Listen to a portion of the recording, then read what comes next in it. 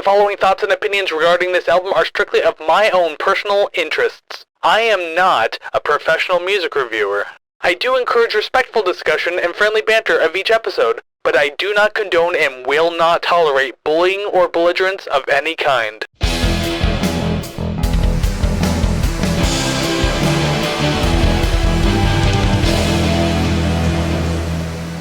Well, hey there, everybody, and welcome to another episode of the Rate the Record podcast, episode 114. Thank you very much for joining me today. I'm your host, Chris, as always, doing this album review with you here with me, so that way we can listen to this album, share our opinions on it. That's how this whole thing works. Now, just before we take any steps further, I would like to remind you and ask you too that if you like what you see and or hear today, help the show out, show your support by doing one of the following things: like, subscribe, rate, share, comment, and follow. All 6 of those things, a few of them, one of them, are all quick, free, and easy ways to support the show, and your support means the world to me, so I'd really appreciate it if you do that. You can even wait till the end of the episode if you want. I don't mind, that's fine. And if you want to find the place to do all of those things, you can go to ratetherecord.ca. That is ratetherecord.ca, where you'll find all the streaming links, social media links, the merch links, and of course, the RTR Club that you can join for $3 a month, the optional paid way to support the show, but it is indeed optional. The option is yours. You'll get early access to episodes, shout out on social media, you get to request albums for me to do here on the show, and of course, just quick and easy discourse with me at pretty much all times. I will be there and I'll be able to answer very quickly. So yes, that's the RTR Club found over at ratetherecord.ca. If you've been here before, you know I got to get all that out of the way first, and that's fine. It's just one of those pleasantry things that YouTube likes me to do. So hey, welcome back to the show. Glad that you're here. Glad that you decided to join me once again for another great episode of the Rate the Record podcast. But if you're new here, welcome to the show. I hope you enjoy your stay. I hope you have a good time. I hope you'd like to get involved, leave comments and all that kind of stuff, and just talk about the albums that we listen to here on the show. Chances are you might not know what we do aside from the obviousness of the title of the podcast itself, so each week I will pick an album.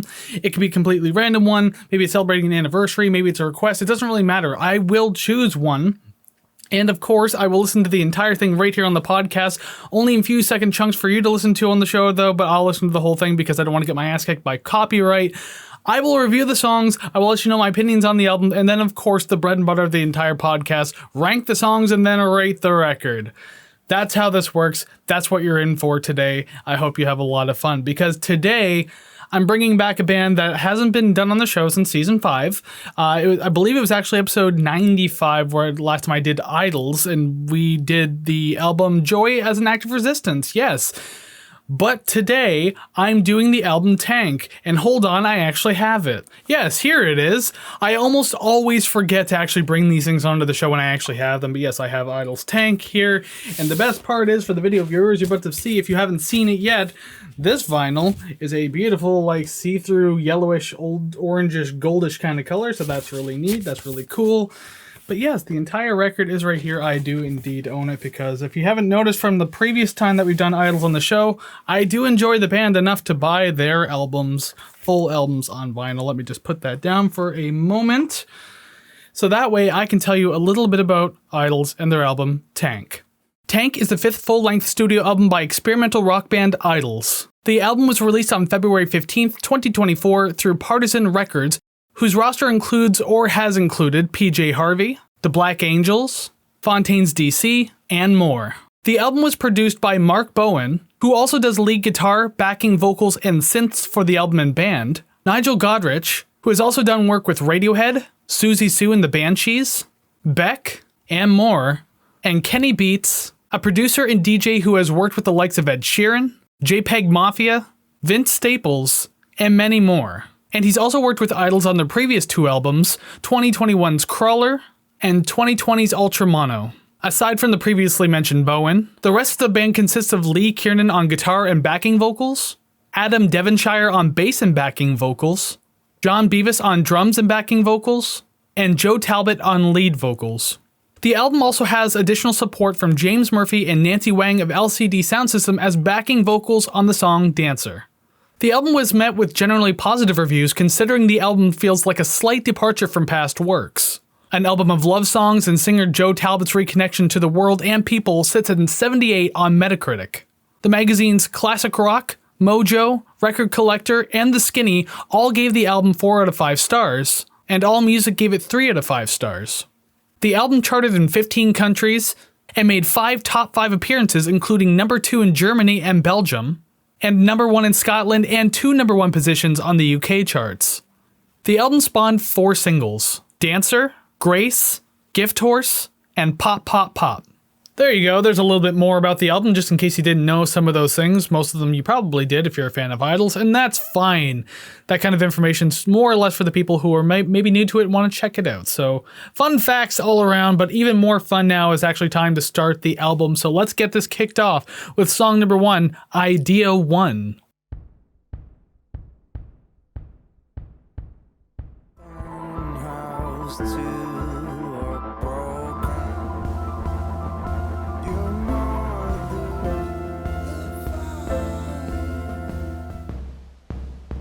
And as that drum beat leads us out, I'll just kind of pause it there. Song number 1, Idea 1. From what I understand too, the song was titled by Mark Bowen because he was just playing around with a bunch of different ideas. But then apparently Joe Talbot said in an interview that this was actually the 7th idea, but he decided to name it Idea 1 anyways. Mark Bowen did. So I don't know, there's a little fun fact for you, I suppose. Whether or not it's true, I don't know. I just read an interview for it. But this is probably up there as one of the most experimental pieces on this album. There are a few other tracks that could be in contention for that, but I feel like this one kind of like nails that really big experimental button. You have that like looping and scaling piano just kind of always going with the chords behind it as well. The dramatic and cinematic atmosphere of this entire song. It's just a fascinating emotional start to the album. And like lyrically too, I tried my best with the lyrics on this one, like this entire album for the most part.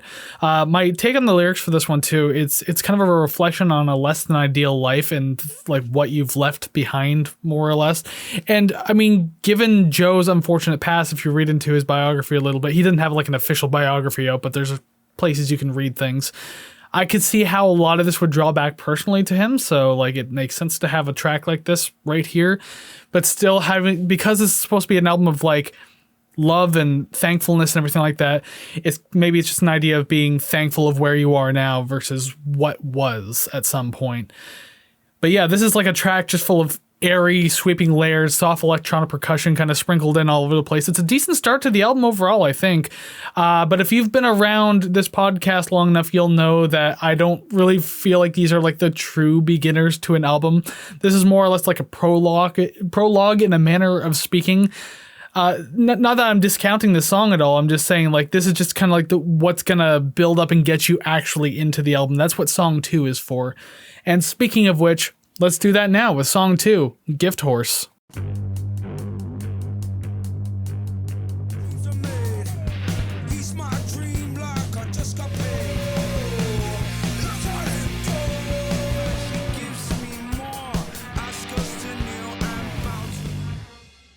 Well then, song number 2, Gift Horse. Yeah, that was the start of the album. That's the one that you were kind of hoping for. That's the one that we got right there.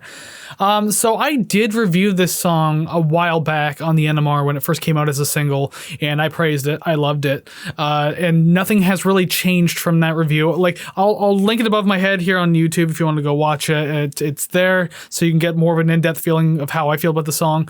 I'll still say some things about it here, though. And I mean, like, out of all the songs in this album that you could crank up, and by all means, you can crank all of them if you want, maybe except for the ballads, this is the one that has to be cranked. You absolutely have to. Super fun and dancey all over the damn place, and just an absolute blaster of a chorus. I mean, like, love songs on this album or not, like, this one really comes through with a wild haymaker, so I think that's pretty awesome. This one's just intense. Again, it's fun.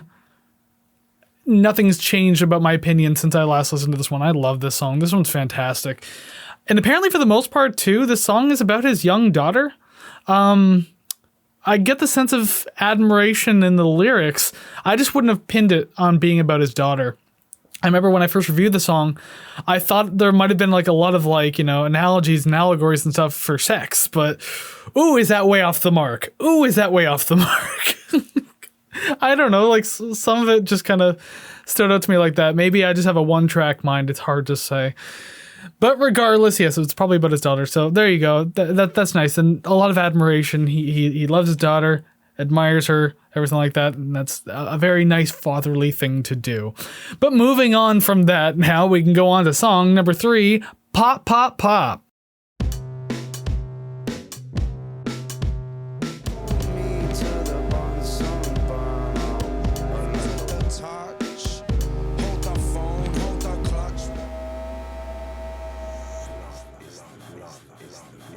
You can loop it through my head all you want, Joe. Love is the thing. I get it. So I'm going to pause it right there because it's just about over anyway. Song number 3, Pop, Pop, Pop. There's many Radiohead sounding moments on this album. And of course, having Nigel Godrich on the album is going to do that to an extent. But when I first heard this one, I mean, the first thing I thought of was Idiotech. So this is probably one of the more Radiohead sounding tracks on the entire album.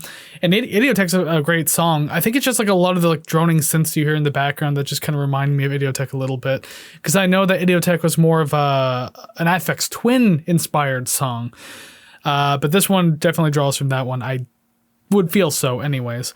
But this one is just, oh man, it's so chill and bouncy at the same time. It's just such a beautiful but energetic atmosphere just all over the place on this track. I really like it. It's fun in that manner. And it's just kind of nice to close your eyes to and listen to if you really want to. I also love how straightforward the poet and storyteller style of presentation Joe is doing in this song. He's barely singing it, more or less speaking on a rhythm on this one, and I kind of like that. It fits this style. I don't think you need to go crazy with the singing. You probably could, but I like the way this one sits. I feel like it makes it much more intimate and interesting all together. And I think these are more lyrics about his daughter as well, as far as I've read in another interview. Or at least inspired by his daughter, and how she takes joy, like taking joy in the things she takes joy in, and just like watching her grow up and experience things and be happy about it. He takes joy in that. And again, as a good father should, right? So it's always very nice, wholesome lyrics to have in this style of album. But fun fact though, let's get into the fun fact portion, because one of the words that keep popping up over and over again, this song, Freude an Freude, which, if you know what Schadenfreude is, that's taking joy in other people's misery. It's a very dark word. Freude an Freude is technically not a real word, although it is starting to pick up steam a little bit. And it's quite the opposite, where you take joy in people's joy. Hence why he took joy in his daughter's activities and seeing her happiness and things. So I agree. Freude an Freude should be an official term. It just seems like a nice thing to have, and it's very catchy in this song. Like, he's really burying it in your head that this should be a thing, so I agree. Let's do that. And while that's being made official in the dictionary, let's move on to song number 4, Roy.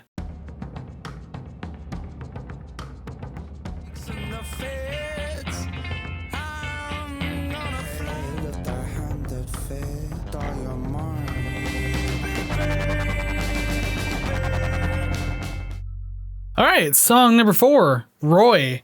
So this one kind of caught me off guard a little bit because of like the really darker atmosphere that's in this one.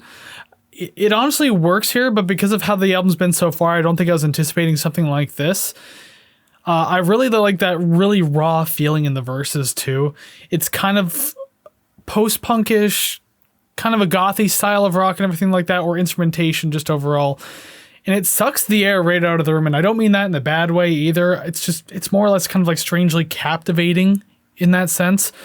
I don't know, but those verses are just, there's something else, man. They're kind of like creepy, menacing, but like, you know that there's something building there and it feels cool. And the bigger, brighter choruses are obviously a really good juxtaposition to what you hear in the verses. You still get a hint of that darkness in the choruses, but I think the choruses are a welcome bit of light. How about that much?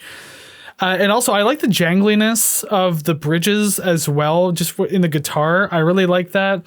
Kind of draws back to that 80s kind of post-punky type style. Like, you know, you think back to like the Smiths or the Cure or something like that. And also, the one thing I really like about the verses too, that just, it keeps standing out to me and I keep forgetting to, I even forgot to write in my notes, is the fact that like, I love how the bass and the guitar are just like literally like an eighth note or quicker off of each other. So they're not perfectly on time when they're strumming. But it kind of adds that like really cool texture to it and just kind of makes it stand out a little more. It doesn't feel like it's wrong, so I don't know. I just really like it. I think that's a really neat thing to do. Very smart style of composition there to add more intrigue to what's happening.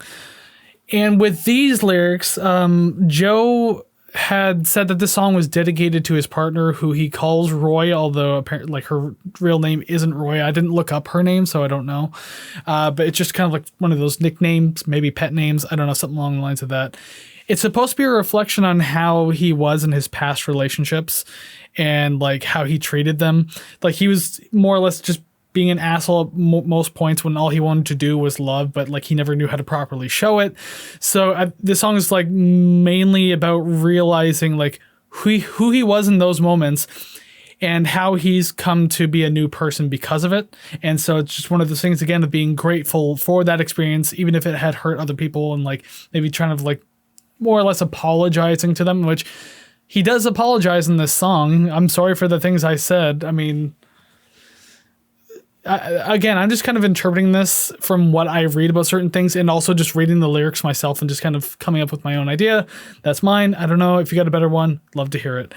But anyways, we're going to move on now to song number 5, A Gospel.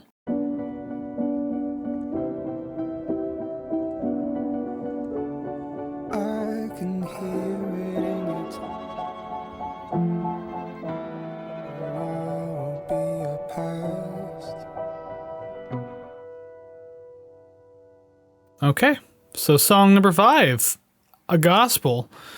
It's such a cold and somber atmosphere in this one. I mean, it's more or less a breakup song in its roots. So I guess that's what's to be anticipated. The super soft piano really kind of putting that emotional foot forward too. That mixed with the slightly noisier but subdued layers, I think kind of helps ground the track out a little more too. Those textures are really nice to kind of have sprinkled in softly in the background at certain points just to emphasize where you are in this story. So I think that's really cool. Once again, very smart composition choice there. It's pretty, it's sad. And I mean, as nice as it is to have something of a grounded break between these more energetic tracks, I'm just not as into this one as some other people might be. Like I wish they would have done more with the string section in this song. Like you get a bit of a string swelling towards the bridge and everything like that, but I think I was wishing that there was like a softer layer kind of like going in the background just a little bit once in a while. It doesn't have to be anything big or overwhelming. It doesn't have to be the entire song, but just thinking up the atmosphere from time to time. I think that would have been pretty cool. But yeah, as I said, this is a breakup song for sure, but it's also kind of just, I think, kind of a realization that's for the better, and you're both probably better people for it. So another idea of a thank you, a gratitude type deal. So again, that's kind of how I interpret it. Could be wrong. I don't know. But with that said, we can move on to song number 6, the obviously biggest single on this album with nearly 16 million streams on Spotify, Dancer. And this one features the LCD sound system.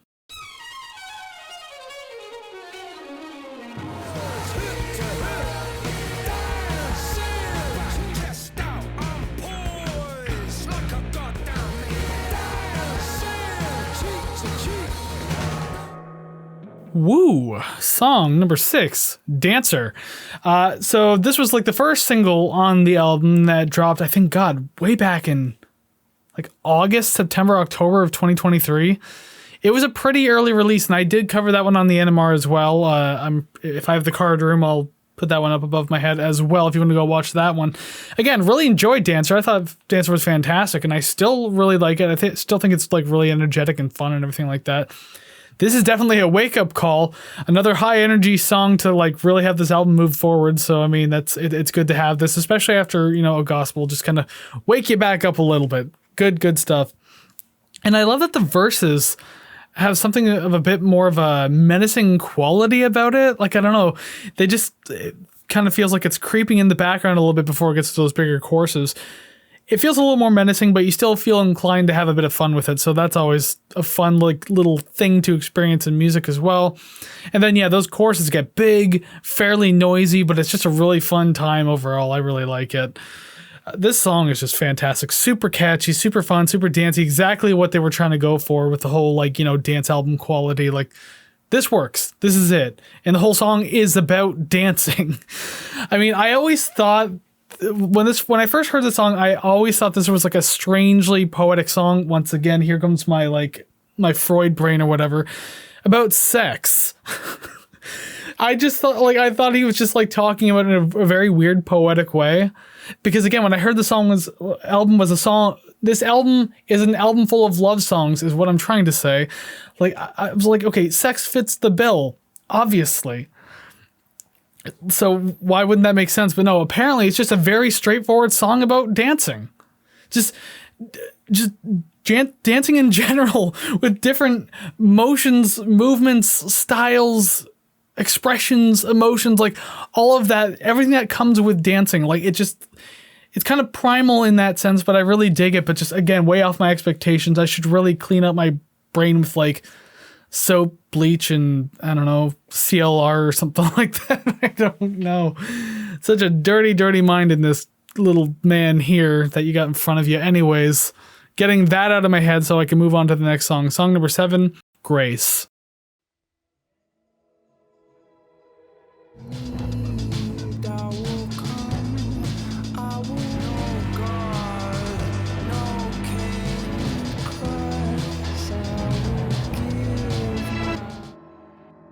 Alrighty then, song number 7, Grace. Just another song with a very beautiful atmosphere behind it. Like this was a really pretty song. I love that drum beat too with its fun little groove. It's nothing like over the top, but it's nice to have something that feels a little different. And it works so well here too. And I know behind the scenes, apparently Joe had asked John Beavis is his name? Oh god, I'm starting to forget names already. But regardless, the drummer, he asked him to like, you know, focus on certain like disco beats and everything going to this album, and maybe like certain Afro beats as well, and use that as inspiration going into this. So like this song is still technically danceable in a very soft way. So it works, and that groove is just fantastic. I love it, and I also love that the layering that continues to grow as the song goes. It just grows and gets better and better, and sonically it just keeps getting better. So like there's a lot to enjoy as you continue listening to this song. And with that said too, like I know I reviewed this song a while back too when it came out as a single. Yes, I think I've done 3, if not all 4 of the singles on the NMR, and I'll link that one above my head as well. I'm running out of card space at this point. I think you get like 4 or 5 per episode, but regardless, I digress. When I first reviewed it, I wasn't the biggest fan of it, but unlike the other 2 singles, my mind has changed on that over time. Not that I didn't like the song before, it just didn't do much for me, but now in the context of the album, where it sits in the album, and just having time to let it grow on me, like I've actually really grown to enjoy this one, for lack of better speech. It's still not my absolute favorite, but I mean, it's still a very beautiful track with a chorus that I actually really like to sing just myself, even if I'm not listening to the album, because it's just so memorable. It's catchy. It's soft. It's in like a good range for me to sing. So I don't know. I there's a much more I appreciate about it now than I did back in the past. And hey, you know what? I'm all for lyrics about physical and emotional embrace. If you've been around the podcast before, I've said it once before, and I'll say it a million times again. I would like to believe I'm an advocate for mental health. I very much believe in it, prioritizing it, doing what you can to improve it, being true to yourself so that way it's the best it can possibly be. So I think it's a very beautiful message in this song to fall back on. I like it. I'm all there for it. My heart's on this side, not this side. This is just a lung. My heart's over here. Anyway, audio listeners are just like, what the hell's happening? Don't worry about it. We're actually moving on to the next song anyway. Song number 8, Hall & Oates.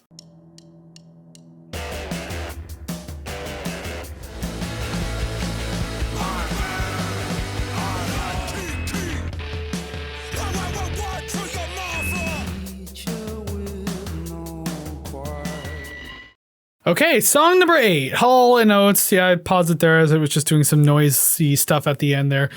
Mark Bowen probably really liking his noisy experimental side of the album. And I think the end of Grace had that too. I should have mentioned that. There's just like a weird noisy part at the end. Just Bowen getting his step in there when he can, you know. Anyways, yeah, Hall & Oates. Hey kids, do you know who Hall & Oates are? If not, do your homework. I'm not going to sit here and explain it. But it's a band that... no, I'm not going to sit here and explain it. It's fine.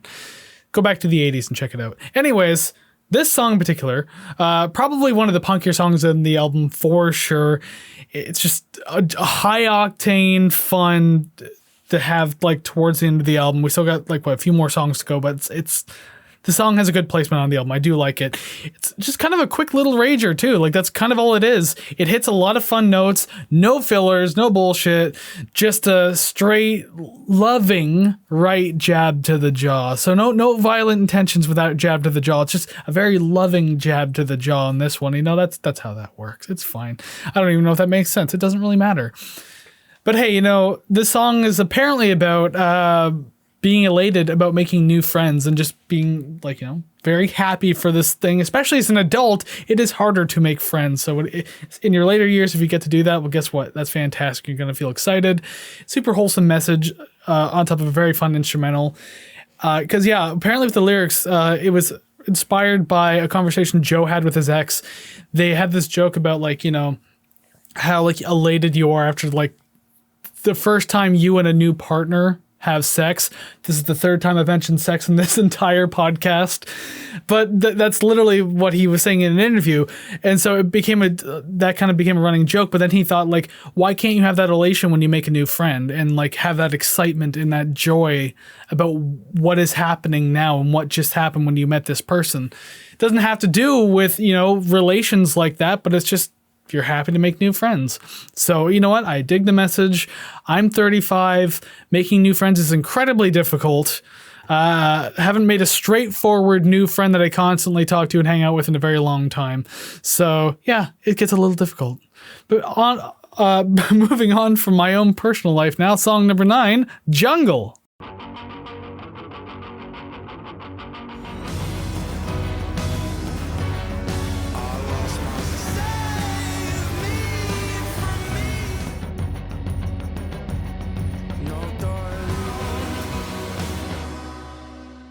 All right, song number 9, Jungle. I really like the acoustic style percussion in this one. It's very thunderous, but not like super loud or anything like that. It's just helping the song roll along a lot. I really like that. And look at that, Chris makes another note about uses of tom drums and everything like that in a song. I just love it when it's done properly, and this one really works. I believe I read that the reason why the song is called Jungle is because Joe Talbot had been waiting a very long time to write a song with a jungle-style beat, and they finally got around to doing this one, so I guess it was just simple enough to call it Jungle, so there you go. So on top of that percussion, I really like these steady eighth note guitars that are just kind of going through. It's a very low-key but exciting kind of piece all together because of that, especially in the verses. You can feel the building in this song too, so that's really good as compared to other songs where there might have been like a little bit of building, like maybe Roy's as an example. This one I think pulls it off a lot better, and there's a lot more of a payoff in the end, I think, which is really nice. And even when you get to those choruses that feel bigger, like there's also a piano that was a really nice touch to have in the backgrounds as well. Adds a little more richness to the sound, so I think it popped out nicely. It was just a nice little thing to have. And once again, we get to lyrics about Joe's troubled past, but being thankful to have like lived and learned through those times. And I think that's a sentiment that most of us can probably relate to. Probably not his exact experience, but the idea is we've all kind of been through our own like troubled times. We've lived and learned through things, and now we are who we are today. Hopefully, all better people. That's saying a lot here in 2024. But hey, it is what it is, but I think we can all still agree on that sentiment nonetheless. So let's move on now to song number 10, the penultimate track, Gratitude.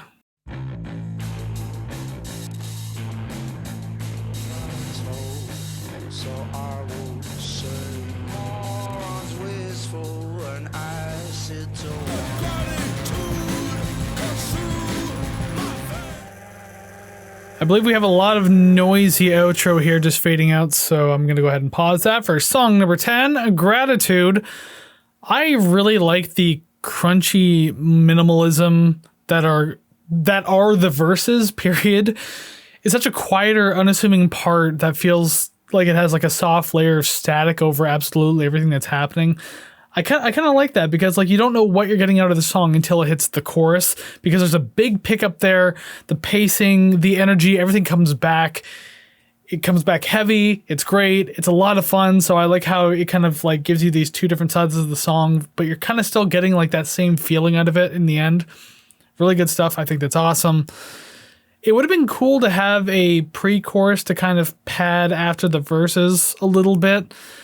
I mean, overall, everything still works pretty well with this one, so there's not really a problem here. I just think it would have been cool if they could have built in a little more with a pre-chorus. You could argue that there is one once the bass line starts kind of descending a little bit, but I don't know if that would really count. But regardless, it doesn't matter. This is a fun track. Fantastic. We're getting near the end of the album, so the fact that you still have this going on is really, really good stuff. Let's see how they decide to close things out with song number 11, Monolith.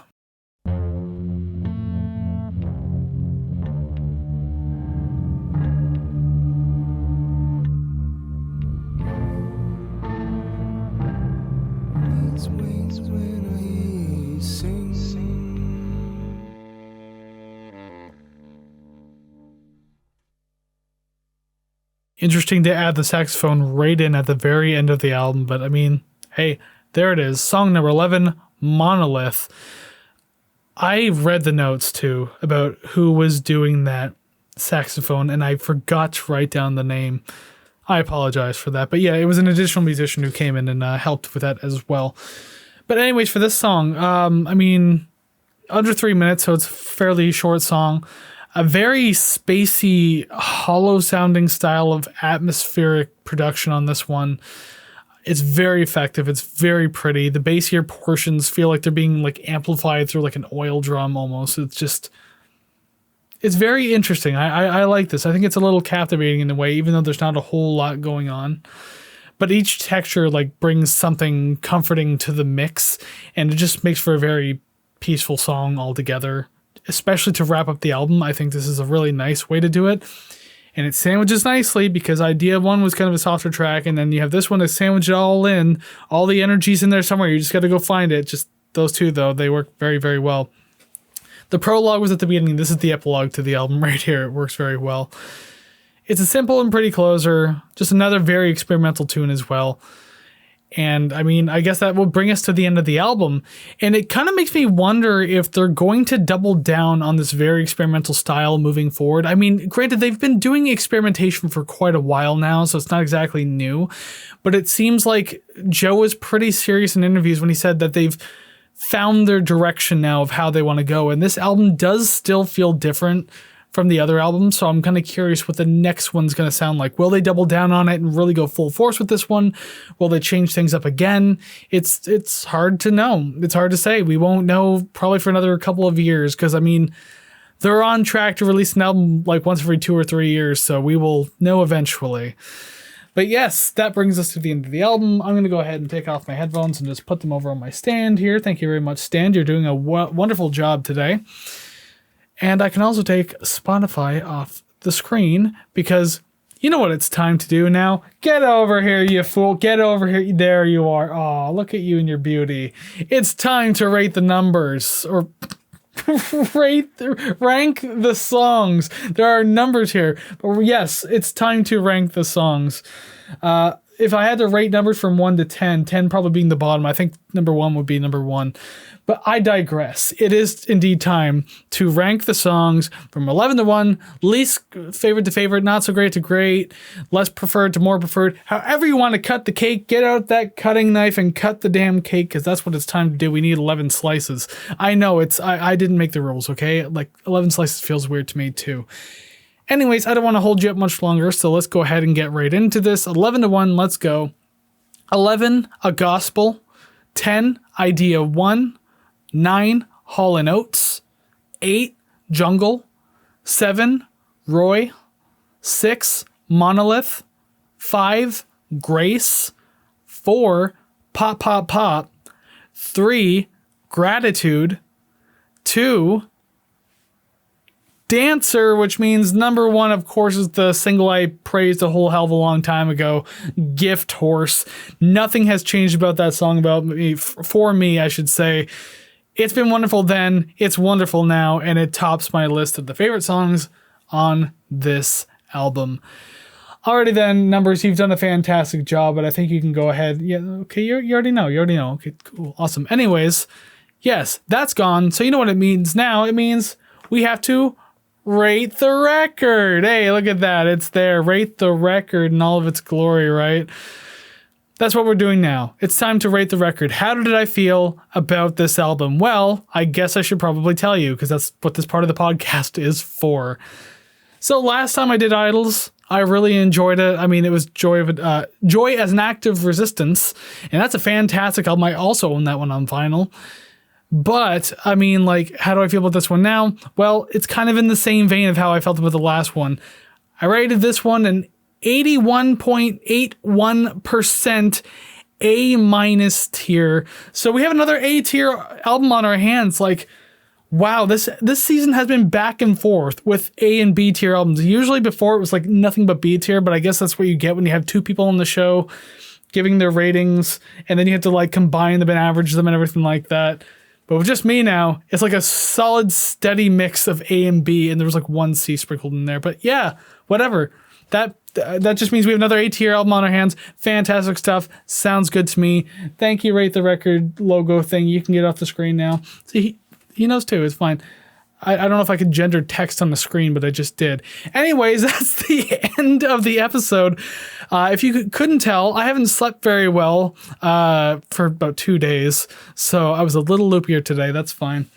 But regardless, thank you very much for watching this episode, listening to this episode, being here with me, and checking out this album. And if you did indeed check out this album, let me know down in the comments below of wherever you're listening, video, audio, it doesn't matter. There's comment sections everywhere. What did you think about this album? Do you like or hate this album? Do you like or hate Idols? What do you think of my review? Do you agree or disagree with me? How would you rank the songs? How would you rate the records? All these things I want to know in the comment section, so please let me know. And of course, you can also go to other places to let me know your opinions, and you can find them all at ratetherecord.ca. One more time, that is ratetherecord.ca. Streaming links, social media links, RTR Club merch, all there for you at ratetherecord.ca. And don't forget to like, subscribe, rate, share, comment, and follow all 6 of those things, you know, blah, blah, blah. What I said in the beginning still helps. We're at the end of the episode now, so just a reminder, do those things now if you liked what you've seen and or heard today. Had to re-record this part of the outro because there were just some technical issues, so I have to redo this part. Just letting you know that next week, episode 115, is a band that started in the 2000s, got really big, disappeared for a long time, recently came out with a brand new album that is probably one of the best in their discography. And I've seen them live recently too. They are fantastic. So that's the episode to look forward to next week. So just letting you know that now. So I will leave you with that one more time. Thank you very much for joining me. Until I see you again, go listen to some more awesome music. More awesome music. There's tons out there. Go listen to it. And I will see you again for the next episode. Take care, friends.